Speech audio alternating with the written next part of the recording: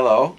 I'm just going to give you some thoughts about the real alternative of the Course in Miracles. Uh, in a human idea, we always think about alternatives, and the alternatives are always contained within the idea in which you find yourself. And here's A Course in Miracles, and in chapter 31, it takes a long time for it to get there. It comes with a whole section about what the real alternative is. And the more I read it, the more I'm surprised I'm actually what the real alternative is. And in one sentence, the real alternative is, and he repeats it a few times, and you're looking for something really like, well, what's it going to be? It's really exciting. What is it going to be? And finally, there it is. He did not leave his thoughts.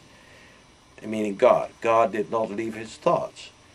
That's an amazing conclusion to that question. Like, what is the real? If there is a real alternative, what is it?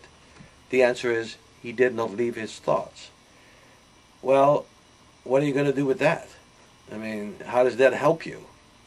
And to be honest, it took me quite a while. I mean, it's like that's what's so spectacular about A Course in Miracles, is that it forces you to look at the ideas that are given you.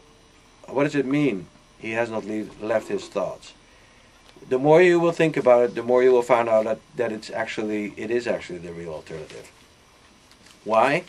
Because as Jesus explained,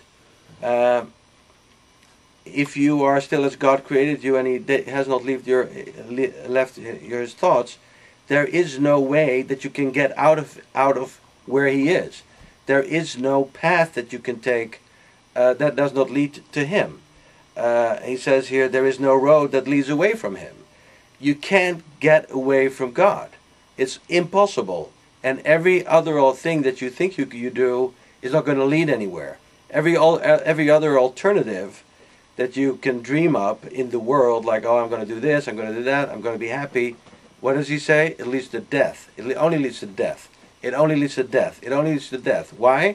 Because there is no way that leads away from him, and there is no path that does not lead to him. Why? Because there is no way that leads away from him.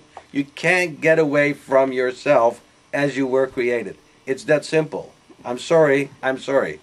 So what does that leave you with? Well, I don't know what it leaves you with. There is no solution to your problem. The problem was not real in the first place. It was never real. You were just mistaken about what you were, and now you learn, hey, God created me. That's the end of it, and there's nothing else for you to do than be in the rejoicing of that is so, and that's the end of it.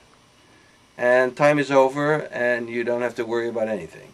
And as one of my contemporaries here said a second ago, come home with me, be home with me, and we're just going to be happy forever, which is right now, not in the future, not at some other place, right now, here.